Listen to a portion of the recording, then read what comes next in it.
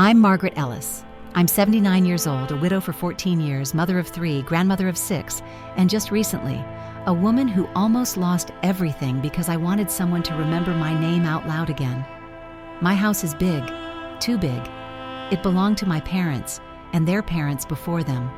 An old Georgian-style home tucked beneath sweeping oaks and long-forgotten rose gardens, filled with hand-me-down antiques and the echoes of a life once full. Now it's just me, and silence. And the faint sound of the grandfather clock in the front hall, counting time that no longer belongs to anyone. Charles, my husband, passed away unexpectedly 14 years ago. They called it a heart attack. I called it the beginning of the quiet.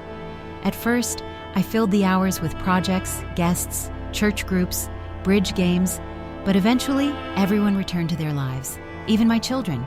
They check in when they remember. Mother's Day, birthdays. A box of chocolates on Christmas. Sometimes a call, if someone else reminds them. On what would have been our 57th wedding anniversary, I gathered everyone for dinner. It was more symbolic than anything. I catered it, made it easy. All I wanted was a moment to speak about Charles. I stood, holding a glass of white wine, and said, "Before we eat, I'd like to share something about your father." Today would have been... "Mom," my son Derek sighed, glancing at his phone under the table. "We've heard this one 1,000 times." Laughter. A whisper. My daughter Rachel muttering to her husband about flooring estimates for their second home in Palm Springs. My granddaughter texting under the table, fingers flying with indifference. The younger boys with glowing faces bent over screens, playing some war game or another. I smiled, the kind of smile that masks everything. I swallowed the story. Let's eat.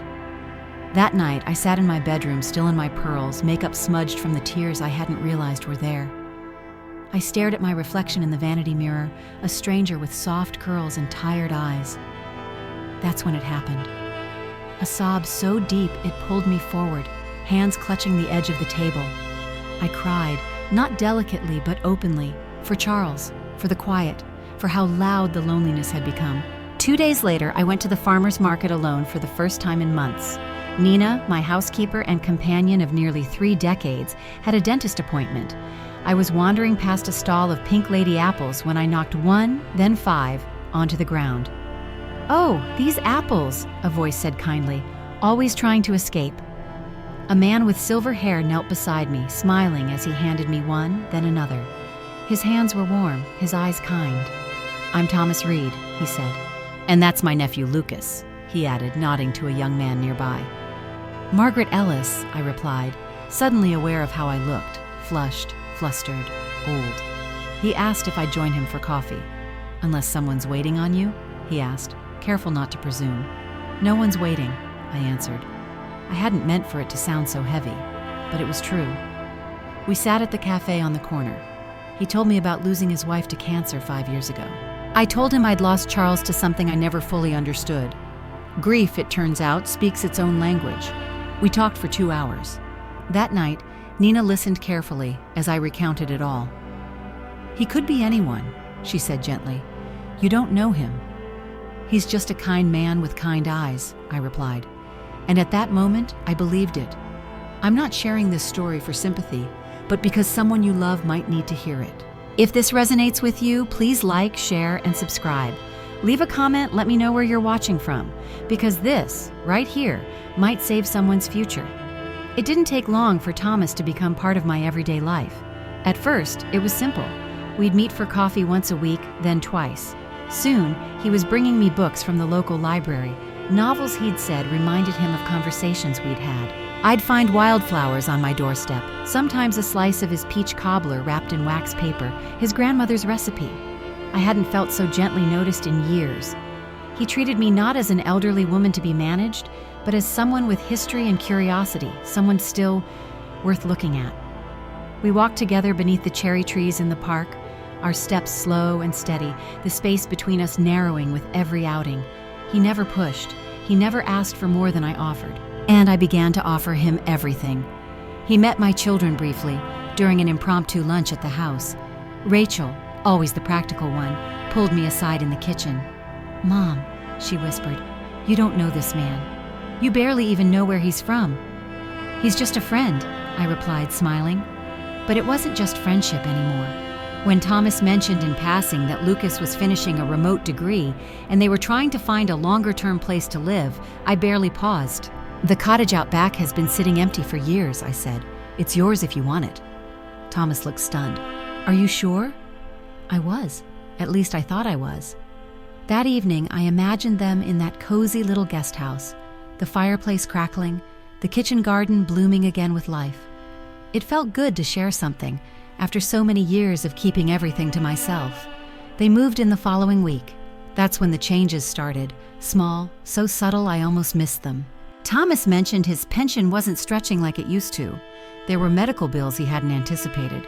And Lucas, he said one night over dinner, had stumbled on a rare investment opportunity, but he just needs a little seed money to secure his position. I offered help without hesitation. 5,000 here, 10,000 there. What's the use of money if not to care for people? Nina noticed things I didn't. One afternoon, she asked if I'd been in my office recently. "The papers look different," she said. "Folders shuffled, drawers unlocked." "Probably the cleaning lady," I waved it off. "Or maybe I forgot." She didn't argue, but she looked unconvinced. Later that week, David, our family lawyer for decades, called to ask if I'd changed my online banking password. "No," I said, confused. "Should I have?" There was an attempt to access it from an unknown device. I flagged it just in case. When I mentioned it to Thomas, he frowned. "David's always been a little possessive about your finances, hasn't he? Makes me wonder who he's really protecting." I didn't like how that sounded, but his voice was calm, reassuring. "Some lawyers make their clients feel like children," he added. "I have a friend, a financial advisor I trust, if you ever feel like exploring new options." 6 months passed in what felt like a season of springtime stretched thin across autumn. On a quiet Thursday evening, while we shared wine by the fireplace, Thomas took my hand. He didn't kneel, his knee had been bothering him, but he held up a small ring in a velvet pouch. A modest diamond, nothing flashy. "This was my mother's," he said. "It's not much, but I'd be honored if you'd wear it." My heart skipped. I hadn't imagined I'd ever feel this way again, not at my age, not after Charles. I said yes. We married in Las Vegas the following month. It was quiet, just the four of us. Lucas and Nina stood beside us, though Nina seemed subdued the entire day. When I asked if she was all right, she only replied, "I hope you are."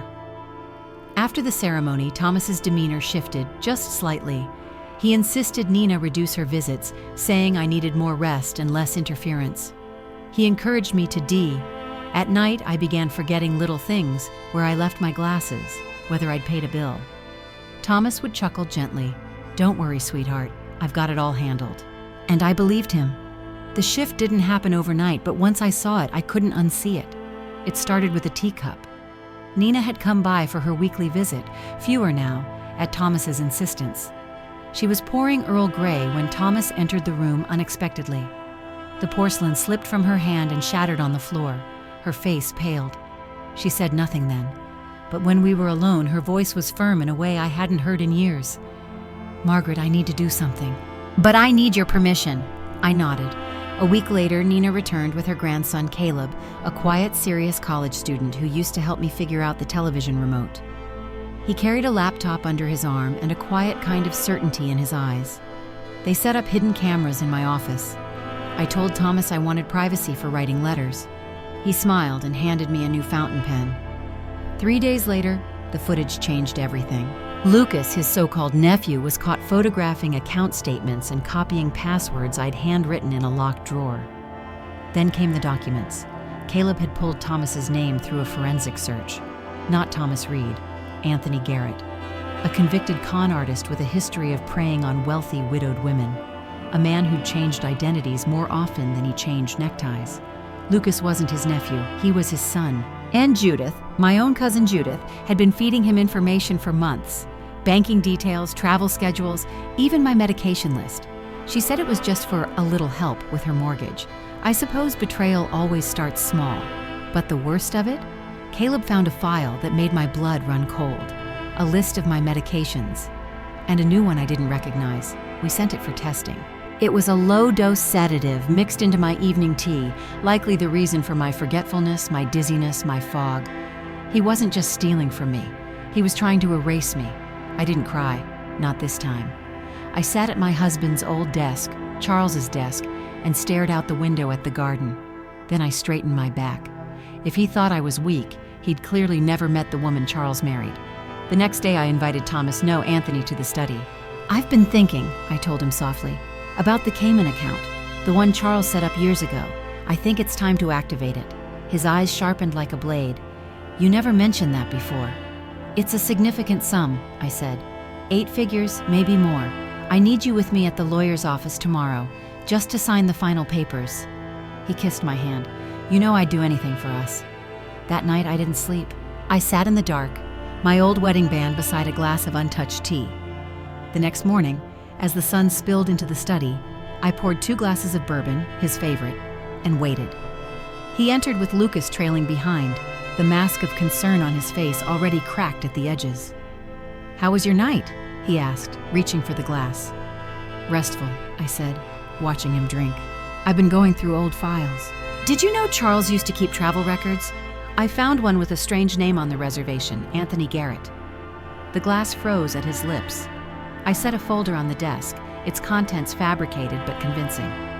"I also found the offshore documentation, enough to make a new life. All I need is your signature." "You're trembling," he said quietly. "Am I?" I smiled. "Or maybe I've just had enough." His eyes narrowed. "What exactly do you think you're doing?" Before I could answer, the door opened. David stepped in first, followed by 2 officers, and Nina, her arms crossed, eyes shining with quiet satisfaction. "Anthony Garrett," one officer said, "you're under arrest for financial exploitation of a senior, identity fraud, and attempted incapacitation." Lucas ran, but not far. The second officer tackled him just outside the garden door. Anthony didn't move. He simply stared at me, his expression unreadable. "You played your part well," he said coldly. "No," I replied, rising slowly. "You underestimated mine." I poured myself a second bourbon. My hands didn't shake. As they led him away in handcuffs, I didn't feel victory. I felt clarity and peace. The toxicology tests came back 2 days later. The results didn't surprise me, but they still stole my breath. Traces of sedatives had been building in my system for months, low enough to avoid detection, high enough to make me question my own memory. My instincts had been right all along. He wasn't just taking my money, he was stealing my mind. When I told my children, there was silence on the other end of the line, then tears, then apologies. "We should have seen it," Rachel whispered. "We were so busy trying to protect you from embarrassment that we didn't protect you at all." "I don't need protection," I told them. "I need respect. I need to be heard." And to their credit, they heard me, not with guilt, but with intention. We didn't sweep it under the rug like old families often do. We looked the truth in the face and said, "Never again." Weeks later, standing in the doorway of the garden cottage, the same one I had once given so trustingly to a stranger, I felt something shift inside me. I no longer saw it as the place where I was betrayed. I saw it as a beginning. That cottage would become the Margaret Ellis Center for Elder Advocacy and Prevention, the first of its kind in our county. Nina became our director of community care, fierce, practical, and tireless. Caleb, with his calm brilliance, designed the security infrastructure and taught workshops on digital fraud prevention. Rachel, my once distant daughter, led group therapy for other women who had been manipulated, swindled, or simply ignored for too long. People came, more than we expected.